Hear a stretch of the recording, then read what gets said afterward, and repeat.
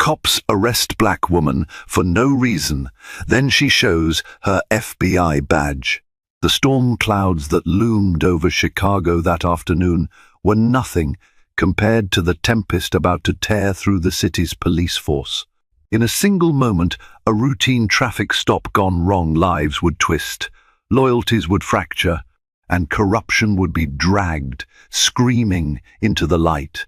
A young black woman, calm and self-assured, found herself handcuffed on the sidewalk without reason.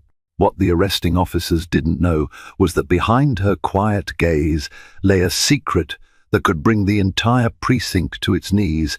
She was an FBI agent. The ripples of that revelation would soon become a tidal wave of reckoning.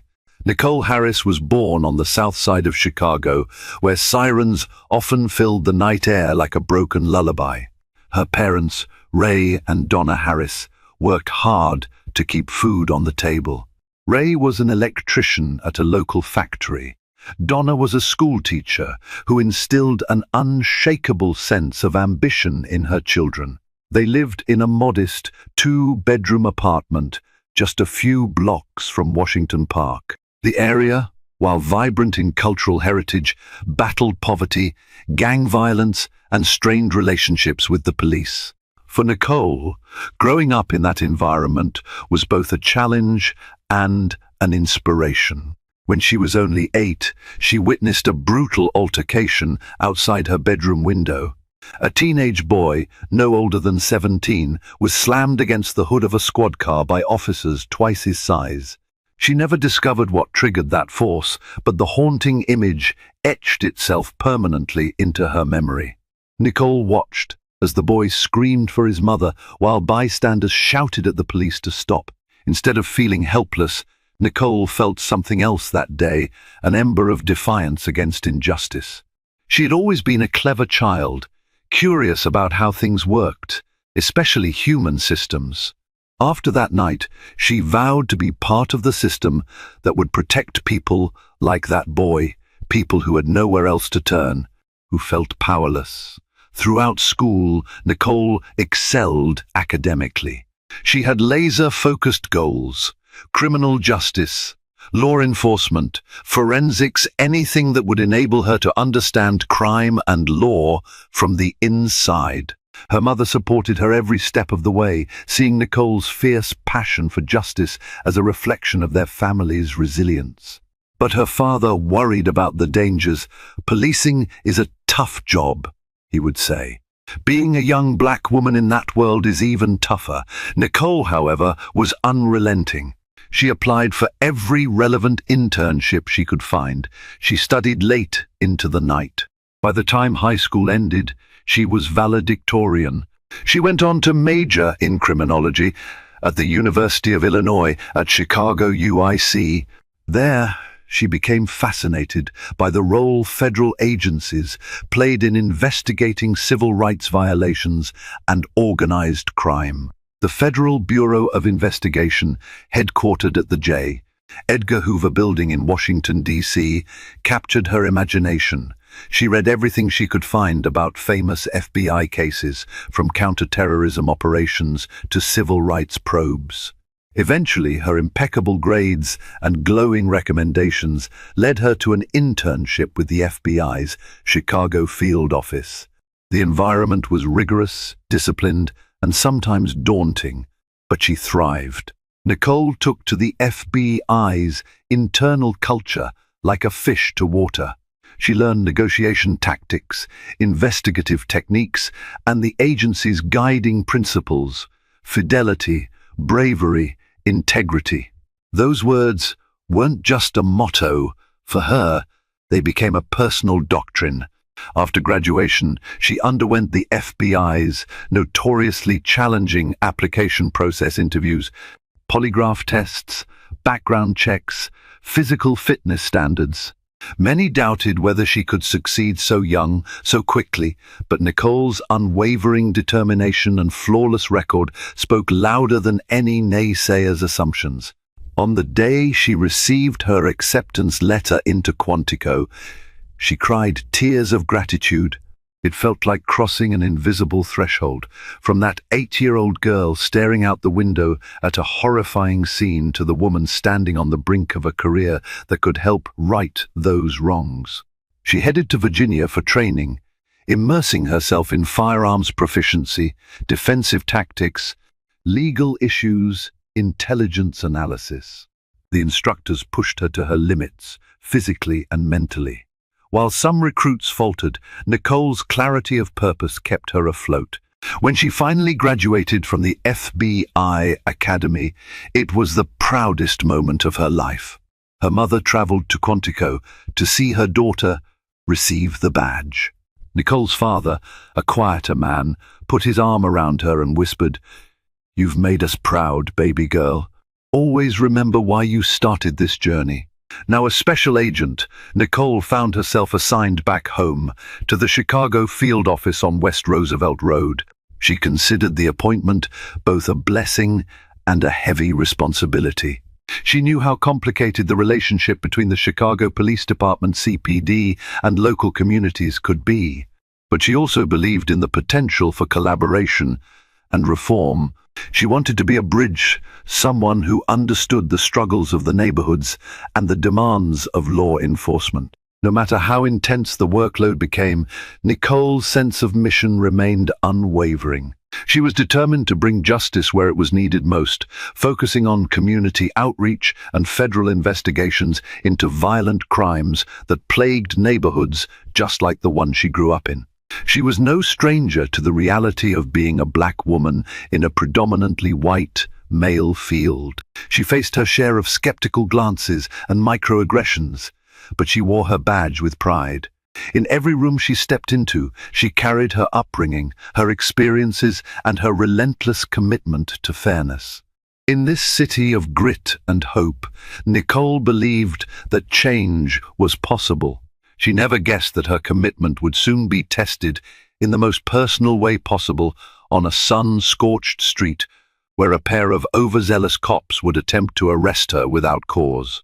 Chicago was a city of contrasts. Gleaming skyscrapers lit up the downtown skyline, but less than a few miles away, entire neighborhoods struggled with neglected infrastructure, crime, and underfunded schools. It was into this delicate ecosystem that Nicole re-entered, her FBI credentials in hand, determined to make a difference. The Chicago field office, located on a bustling thoroughfare, was a far cry from the stately corridors of the J. Edgar Hoover building. It felt more like home, fast-paced, diverse, a place where the urgency of the city's problems collided with an equally strong desire to solve them. Tensions with the Chicago Police Department ebbed and flowed. On the surface, the CPD and FBI worked together on joint task forces, combating gang violence, narcotics distribution, and terrorism threats. Yet behind closed doors, there was friction.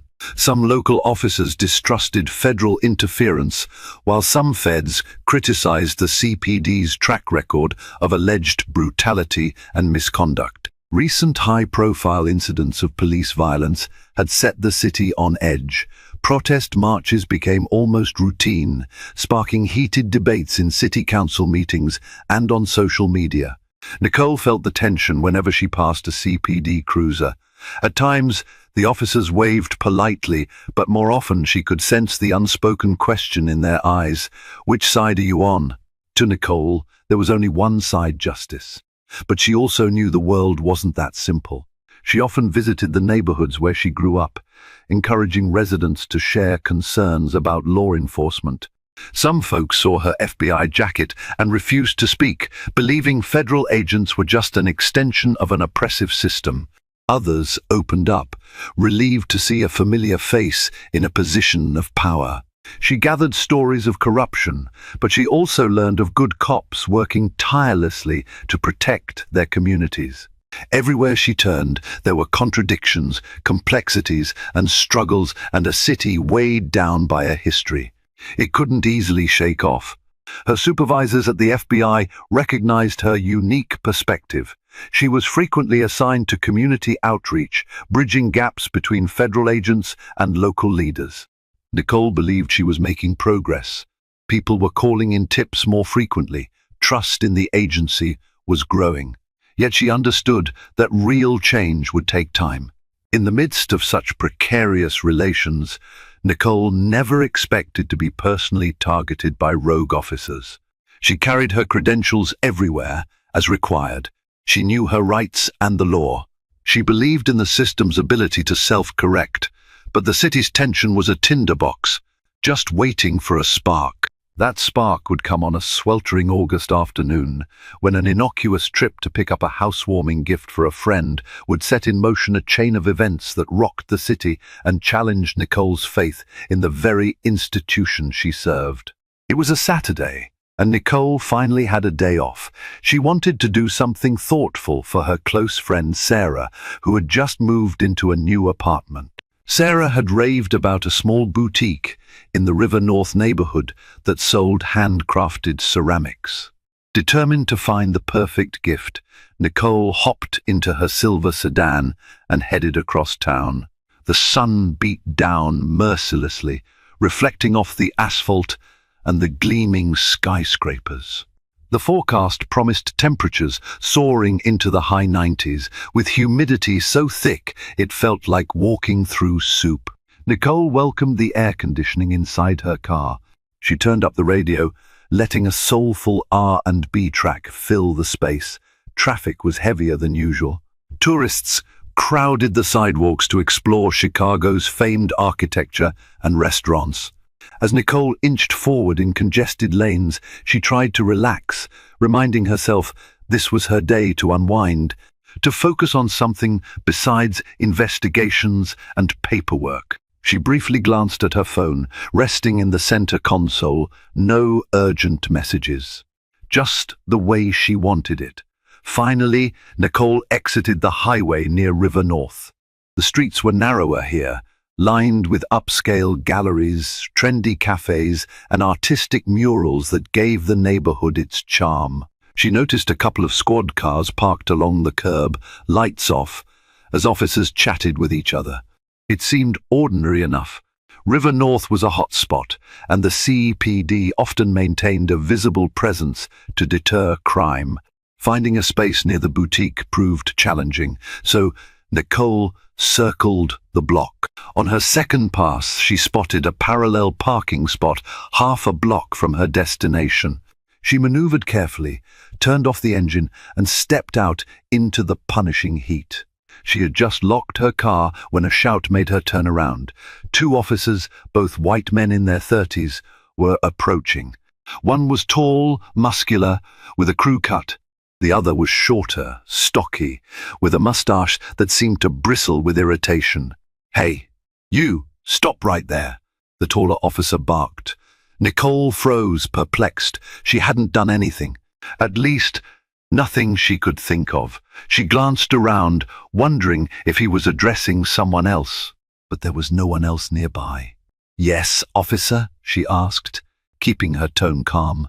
The second officer, with the mustache, pointed at her car. "We need to see your ID and registration, now."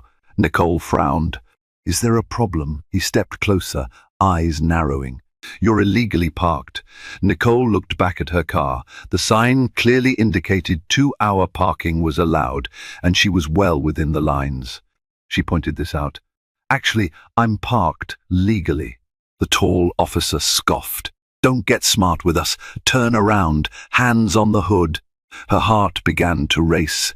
This was definitely not standard procedure for a simple parking dispute. She contemplated showing them her FBI badge right then, but caution took hold. She wasn't wearing her service weapon, given it was her day off, but she did have her credentials in her wallet. She decided to comply for the moment. "Look, there's no need for this," she said gently. "I'm an FBI agent. If you'd allow me to, FBI," the stocky officer mocked with a laugh.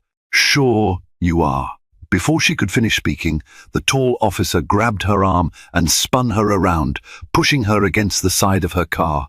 The roughness of his grip shocked her, her cheek pressed against the heated metal of the hood, the scorching temperature stinging her skin.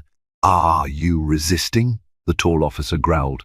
"I'm not resisting," Nicole said, her voice tight with anxiety and a growing sense of outrage. She tried to remain calm, mindful of how quickly these situations could escalate. Bystanders began to stop, eyeing the unfolding scene. A couple of people took out their phones, starting to record. Nicole could see them in her peripheral vision. She felt humiliation creep into her chest, but also a surge of determination. This was exactly the kind of abuse of power she had joined the bureau to fight. The stocky officer rummaged through her purse, which she had dropped on the sidewalk when they grabbed her. "We'll see about these so-called FBI credentials," he sneered. "Probably fake ID." Nicole's mind raced. Even though she knew she had done nothing wrong, the intense fear of being a black woman pinned by two aggressive cops in a city already fraught with tension was overwhelming. She'd never felt so powerless, even though she was armed with the knowledge and authority of a federal agent. As the officers continued their search, Nicole tried to breathe evenly. She looked at the small crowd gathering, many filming. In some ways, the cameras felt like her only protection at this moment. She locked eyes with a young black man holding his phone. He gave her a look of empathy and concern. After what felt like an eternity, the tall officer slapped handcuffs around her wrists. The click of the metal was deafening to Nicole's ears. "You're under arrest for obstruction of justice," he declared. An incredulous anger surged in Nicole's chest. "Obstruction of justice? I haven't done anything but park my car." He ignored her, patting her down as sweat dripped down both their faces. She caught her reflection in the car's window, eyes wide with rage and humiliation. She had never envisioned this scenario, a black female FBI agent publicly treated like a criminal without the slightest provocation. At last, the stocky officer found something in her purse. Nicole couldn't see his reaction, but she knew it had to be her badge case. Her heart pounded. This was the moment that could turn the tide or make everything worse. Nicole felt heat radiate from the hood and from her own body. She tried to maintain composure, but her wrist was throbbing from the cuffs. The tall officer maintained his grip on her arm, refusing to loosen the metal biting into her skin. "Hey, Brad," the stocky officer called to his partner. He held up the black leather wallet that contained Nicole's FBI badge and ID. "Take a look at this." Officer Brad Wilson, as the name tag revealed, loosened his hold just enough to peer at the item. A skeptical frown crossed his face. "What is it?" Nicole couldn't see it herself, but she knew exactly what they were looking at. An official FBI badge with her photograph and identification. She carried it dutifully since the day she graduated from Quantico. The shorter officer, whose nameplate read Officer Tucker, turned the wallet in his hand. "It's some kind of badge, FBI seal and all." A momentary silence hung in the humid air, as if the entire street held its breath. Some bystanders murmured. Nicole heard someone whisper, "Oh my God, she really is FBI." Despite the evidence in front of them, Officer Wilson sneered. "This looks pretty authentic," he admitted, "but we get high-quality fakes all the time." Nicole had had enough. She stared at him over her shoulder. "Call the Chicago field office. Ask for Special Agent Nicole Harris. Or better yet, run my badge number through NCIC." Her voice was surprisingly steady, even though her heart hammered in her chest. She was furious at the injustice, the disrespect, the likelihood that if she weren't an FBI agent, she might be on her way to the station, or worse. Officer Tucker shoved the badge into his pocket. "We'll sort this out at the station," he said. "You're still under arrest for obstruction. Are you serious?" Nicole asked, her voice rising. "You have my credentials right there." He shot her a hostile glare. "We'll see if they're real." By now, multiple phones were recording. Pedestrians stood on the sidewalk, Some outraged, others confused. One woman yelled, "She's FBI, you idiots!" Another man hollered, "That's messed up. Let her go." Officer Wilson gestured to the crowd, irritation twisting his features. "Back off, or you'll be next." Nicole felt despair, anger, and a tinge of fear swirl inside her. She knew all the protocols, but the scenario was spiraling out of control. She couldn't believe these officers' stubborn refusal to acknowledge the truth. Just then, another squad car pulled up, lights flashing. 2 more officers jumped out, looking alarmed at the scene. "What's going on here?" one of them asked, eyeing Nicole in cuffs and the growing throng of onlookers. Officer Tucker waved the badge wallet. "Says she's FBI, but we're verifying." The newcomer glanced at the badge in Tucker's hand, then at Nicole. "Let me see that ID." Nicole braced herself, hoping rationality might finally prevail. Officer Montoya, the newcomer, took the leather wallet from Tucker.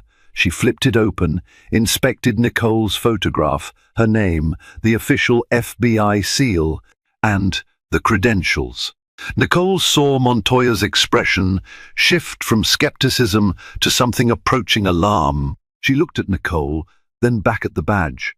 "You might want to reconsider those handcuffs," Montoya said carefully to Wilson and Tucker. "This looks legit." Wilson, still gripping Nicole's elbow, snorted. "We can't be sure yet." Montoya lifted her radio. "Dispatch, this is Officer Montoya, requesting a verification of an FBI credential, badge number." She squinted at the ID and read out the series of numbers. Then she provided Nicole's name. Through the radio's crackle, dispatch confirmed, "Stand by." A tense silence fell over the street.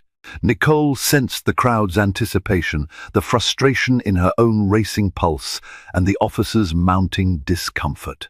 Finally, the radio popped again. "Officer Montoya, those credentials are confirmed. That's Special Agent Nicole Harris, assigned to the Chicago field office." Montoya nodded and looked at Wilson and Tucker. "Uncuff her. Now." Officer Wilson's face reddened.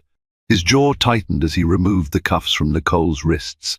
Tucker glanced around at the crowd, some of whom were now chanting, "Let her go! Let her go!" Nicole turned around, rubbing her sore wrists. She felt a surge of relief, but also indignation. She fixed her gaze on the 2 officers who had arrested her. "I'd like your badge numbers," she said, her voice steely. Neither Wilson nor Tucker responded. They just stared at her, as if trying to decide whether to argue or back down.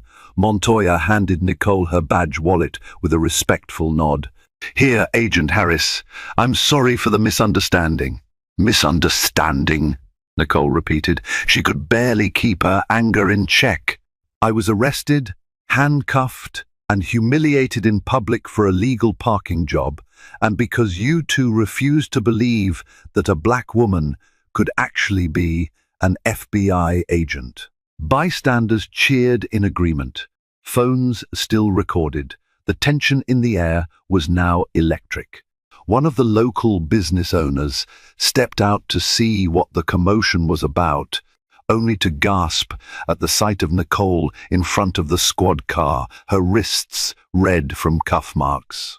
Officer Montoya's partner, Officer Delgado, stepped forward.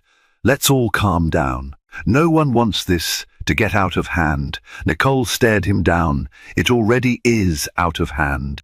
I will be filing a complaint. You can count on that." Wilson finally found his voice, though it was dripping with condescension.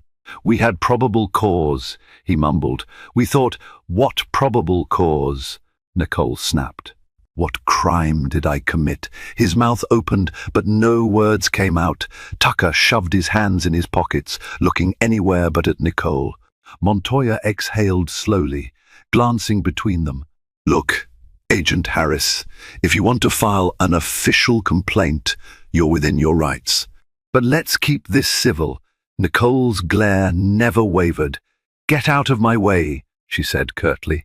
Then she added, "I expect to hear from your Internal Affairs Division soon."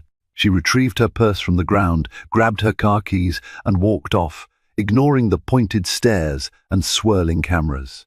This wasn't just a personal indignity. It was a glimpse into a much deeper rot, something she now felt compelled to expose. Nicole managed to buy Sarah's housewarming gift, but her mind was elsewhere. Her hands trembled as she drove home, running on adrenaline and fury. She replayed the incident in her head, how brazenly the officers dismissed her, how quickly they escalated to force. By the time she got home, she was still shaking.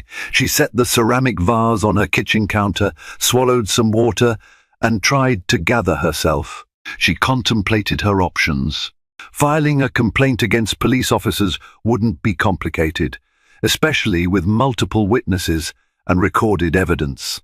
But she knew how these processes often went: lengthy investigations, vague outcomes, minimal accountability. Her phone vibrated. A text from a colleague at the Chicago field office. "Have you seen this video on Twitter? Looks like you." Heart pounding, Nicole opened the Twitter link. Someone had posted a video of the entire confrontation. She watched as it captured her lawful parking, the officer's approach, the rough handcuffing, and the moment Officer Montoya verified her credentials.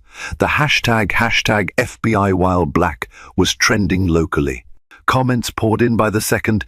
"This is insane. When will it stop? This is why we protest. Don't they realize who they just messed with? They never believe us, no matter what we do." The footage had already garnered thousands of views and retweets. Nicole let out a slow, trembling breath. She was no stranger to the power of viral videos in the national conversation on policing. People got outraged for a few days, sometimes took to the streets in protest, but rarely did meaningful reforms come swiftly.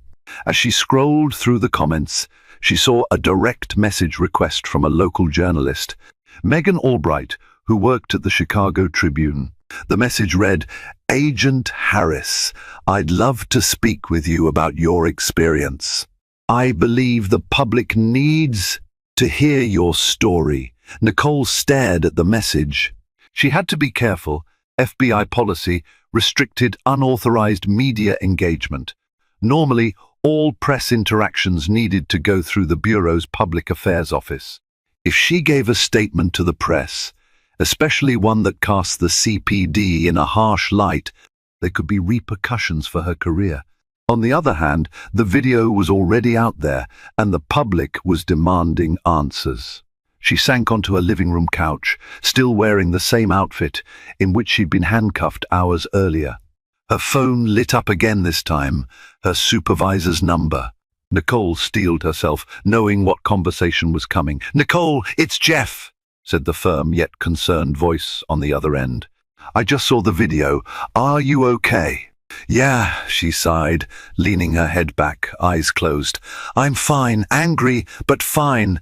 Jeff cleared his throat. "We need you to come in Monday morning to discuss this. The special agent in charge wants a full report and will coordinate an official statement if necessary. For now, do not speak to the press, okay?" Nicole recognized the subtext. The Bureau was walking a tightrope. The last thing they wanted was a high-profile feud with the CPD, but ignoring a blatant civil rights violation against one of their own was unthinkable. She ended the call, feeling both grateful and uneasy. This was bigger than just her. She could sense it. The swirling storm on social media, combined with the tension already present in Chicago over policing, meant the next few days could escalate fast. Somewhere deep in her gut, Nicole knew she couldn't let this slide. This wasn't merely an insult. It was a symptom of a system that often devalued and criminalized black bodies, even when they wore a federal badge. Monday morning arrived under slate-gray skies that threatened rain. Nicole walked into the Chicago field office, feeling a knot in her stomach. She had spent the weekend drafting a meticulous account of the incident. The tension of waiting for official action, combined with the relentless onslaught of social media chatter, had made for a sleepless couple of nights. Her supervisor, Jeff Wallace, was waiting in the conference room, alongside the Assistant Special Agent in charge ASAC, Linda Baker, and two representatives from the Bureau's Office of Professional Responsibility, OPR. They greeted Nicole gravely, offering her a seat. "Agent Harris," Baker began, her voice measured and formal, "we've reviewed the video footage and your written report. The Bureau considers this a serious matter." Nicole nodded. "Thank you, I appreciate the support. But I'm worried the CPD will either try to dismiss what happened or double down on their narrative." Jeff leaned forward, hands clasped. "Nicole, you need to know that the CPD is already conducting its own internal investigation. Their top brass reached out to us, expressing concern and apologizing for the officers' actions. That said, I also want you to be prepared for any pushback. Sometimes these investigations get messy." Nicole felt a surge of relief that the CPD had at least acknowledged wrongdoing, but she remained skeptical. She'd seen too many cases of apologies that later morphed into spin campaigns. An OPR representative, a stiff-looking man with a thin mustache, spoke next. "We would like to request an official statement from you, Agent Harris, and we will coordinate with our public affairs team before any media interactions. The last thing we need is a public relations fiasco. We want the truth out there, but we also need to maintain collaborative relationships with the local police." Her lips tightened. "I understand. But I also want to make sure there's accountability. This isn't just about me, it's about a pattern of behavior that affects so many." Baker gave her a sympathetic look. "Believe me, we're aware. The director in DC was briefed on the situation. He wants this handled promptly and fairly." Nicole glanced at Jeff. "What do you need from me now?" He sighed. "We'll be setting up a meeting with CPD leadership, along with their internal affairs. We need your testimony, your badge camera records, if available though you weren't on duty, so I assume that's not applicable, and any additional evidence. There are at least 6 different cell phone videos circulating, so that also will come into play." Nicole nodded again, steeling herself. "I'm ready." As she left the conference room, she could feel the weight of the Bureau's eyes upon her. This case wasn't just her personal quest for justice. It had become a public test of how federal and local law enforcement dealt with allegations of racial profiling and misconduct, especially when the victim was one of their own. Outside, the sky finally let loose a torrent of rain, pattering against the glass windows of the field office. Nicole watched the downpour and wondered if it was some kind of omen. Change often came like a storm, turbulent, chaotic, but ultimately cleansing. She could only hope the city was ready for it. That afternoon, Nicole arrived at the Chicago Police Department's headquarters on South Michigan Avenue. A formal meeting had been scheduled between her, representatives from the FBI CPD's Internal Affairs Division, and the CPD's top brass.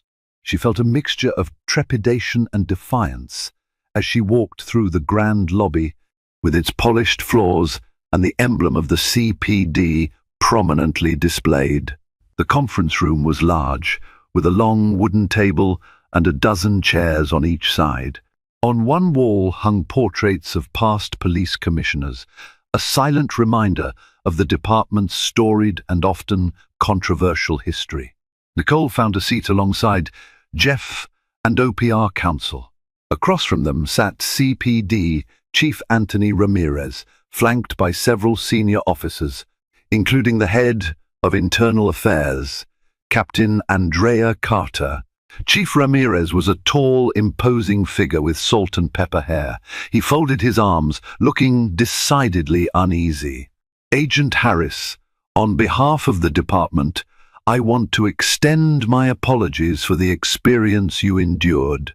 The officers involved, Wilson and Tucker, have been placed on desk duty pending the outcome of our investigation."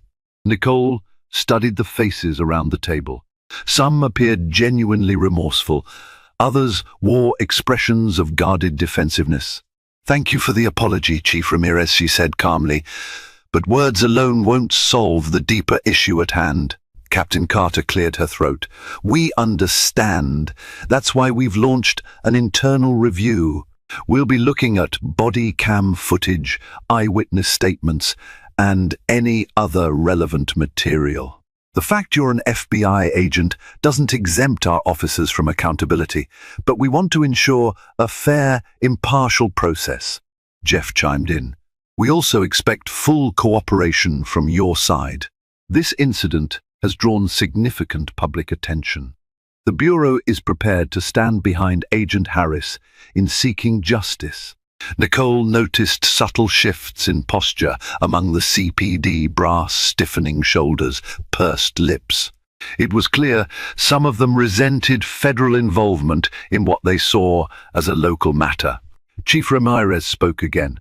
"While we respect the FBI's position, we must handle this through our established protocols. If you have any evidence to bring forward, please do so through the official channels. Our aim is the truth." Nicole leaned forward, her voice resolute. "The truth is that your officers racially profiled me, used excessive force, and humiliated me in public. If it weren't for the video footage, who knows how they might have spun the story." Silence gripped the room. Captain Carter finally nodded. "Understood. We take allegations of racial profiling seriously, Agent Harris. You have my assurance that the investigation will be thorough." As the meeting drew to a close, Nicole handed over a copy of her written statement. Outside the room, Jeff gave her a supportive pat on the shoulder. "You did great," he murmured.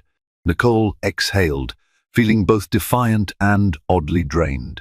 A sense of unreality clung to her. This was her life now, caught between two powerful institutions, demanding accountability for a wrong that should never have happened. She left headquarters with the awareness that a battle line had been drawn.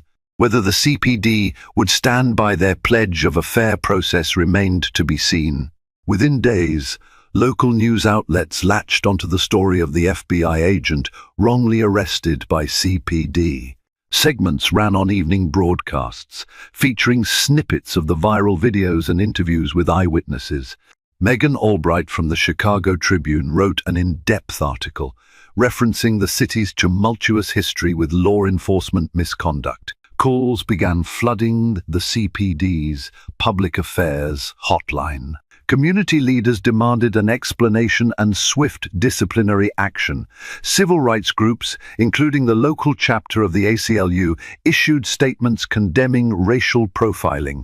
Politicians weighed in, some using the incident to bolster calls for reform, others cautioning the public not to rush to judgment. Nicole found herself in the eye of the media storm. She fielded call after call, some from well-meaning reporters looking for her perspective, others from people who just wanted a sensational scoop. Per the FBI's guidance, she refrained from going on camera or granting interviews, but she couldn't avoid the swirl of public attention. Everywhere she went, people recognized her.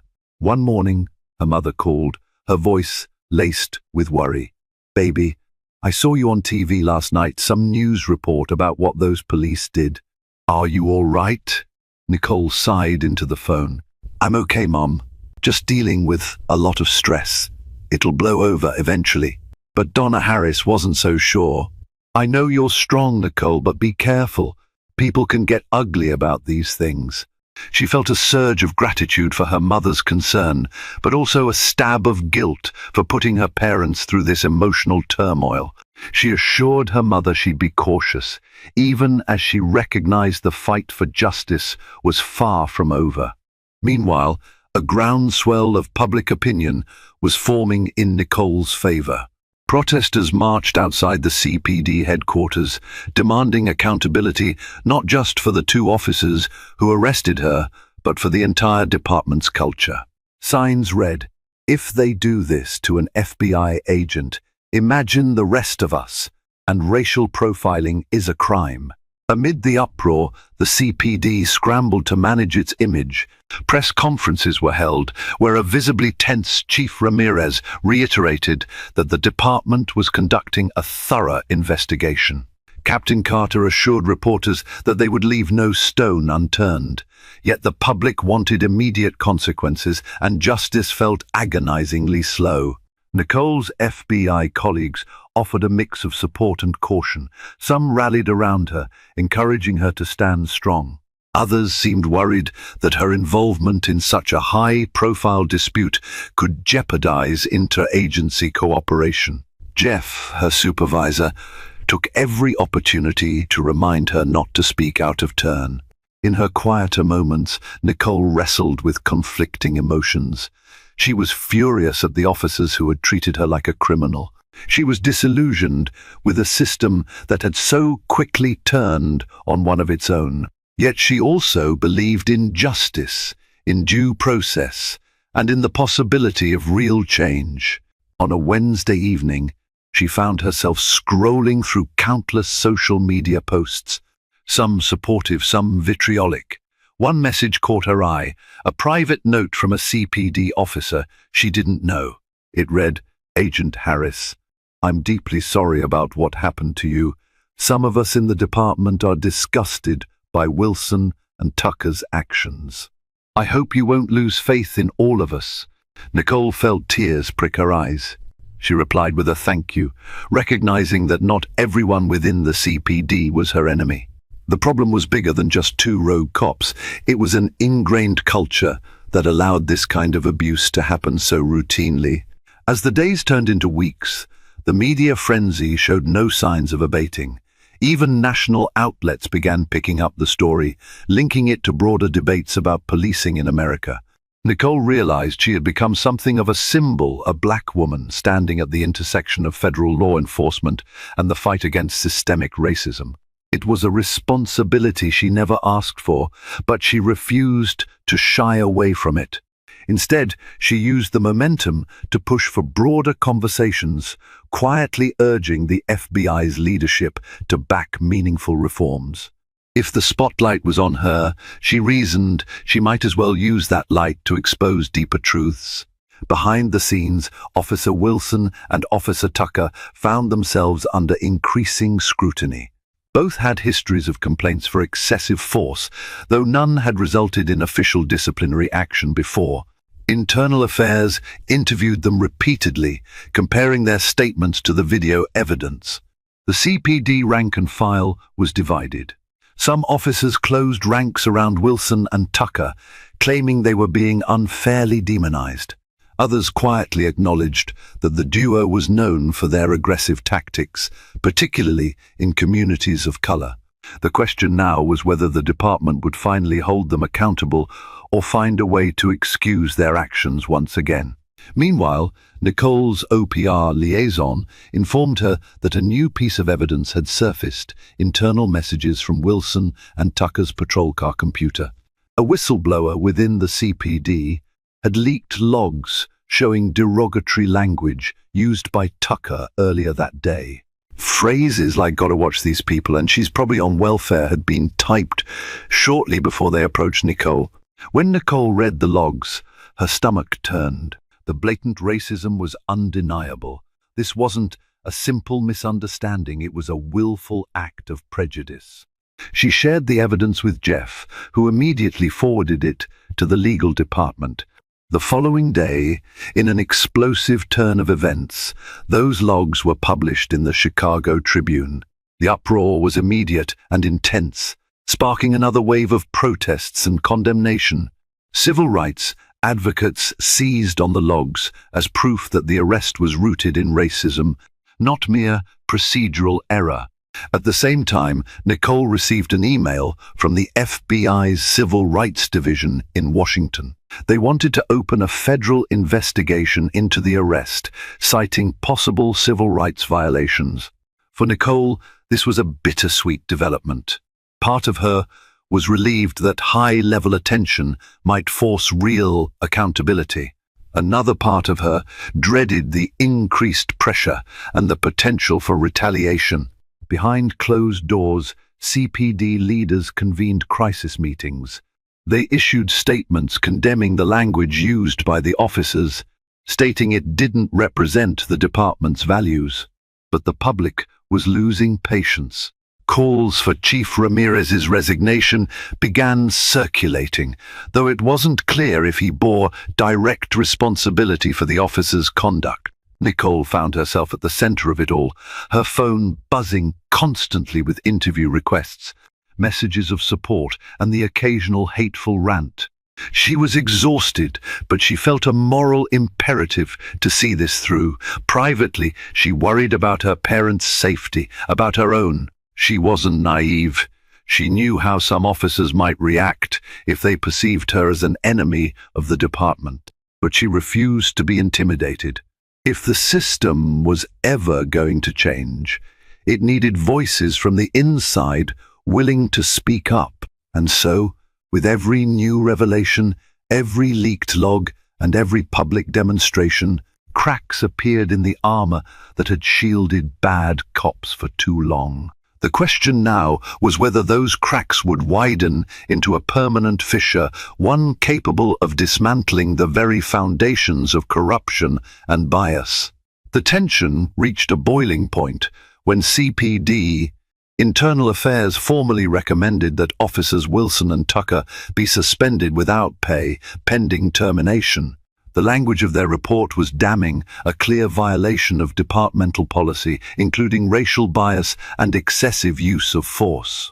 News of the recommendation rattled the police force.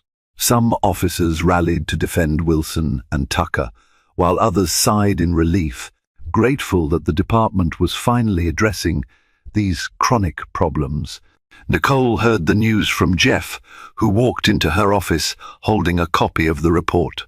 "It's a big step," he said, handing it over. "They're going to terminate them if the police board approves." She felt a wave of mixed emotions. It's something, but it doesn't erase what happened, or what happens to countless others who don't have an FBI badge to protect them. Jeff nodded solemnly. "I know, but it sets a precedent that the department can't sweep these incidents under the rug anymore, especially when they become public." Meanwhile, the federal investigation gained traction.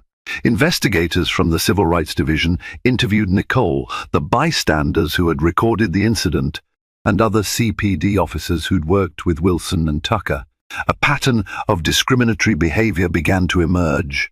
Lawsuits filed by other victims surfaced, detailing similar arrests and harassment. Then came the day of the hearing at the police board, an independent body that determined final discipline for officers. Members of the public packed the room, many wearing shirts that read "Justice for Nicole." The tension was palpable.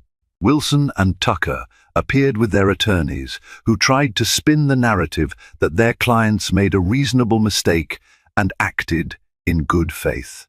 They argued that Nicole's defiance had escalated the situation. The board members, however, repeatedly referenced the leaked patrol car logs and the glaring mismatch between the officers' statements and the video evidence. Nicole took the stand, recounting the incident step by step. The attorneys attempted to discredit her, hinting that she had blown the situation out of proportion. But each time they pressed, Nicole calmly reiterated the facts, which were already plain to see on the recordings. After deliberations that lasted 3 hours, the board rendered its decision. Both officers would be terminated from the CPD, effective immediately. An audible sigh of relief rippled through the room. Some in the crowd cheered, others wept with joy. Outside, reporters thrust microphones toward Nicole, begging for a statement. She glanced at Jeff, who nodded in approval. Gathering her courage, she faced the cameras and said, "This is an important moment, not just for me, but for everyone who's ever been targeted unfairly. Accountability is the first step toward rebuilding trust. I hope this can be a catalyst for deeper reforms." Her words echoed across the city, carried by the evening news and social media shares. For once, it felt like the system had delivered a measure of justice. Yet Nicole knew this was not an end, but rather a beginning of a much longer fight for true equality. The fallout for Wilson and Tucker didn't end with their termination. The federal investigation continued to examine whether their actions constituted civil rights violations, warranting criminal charges.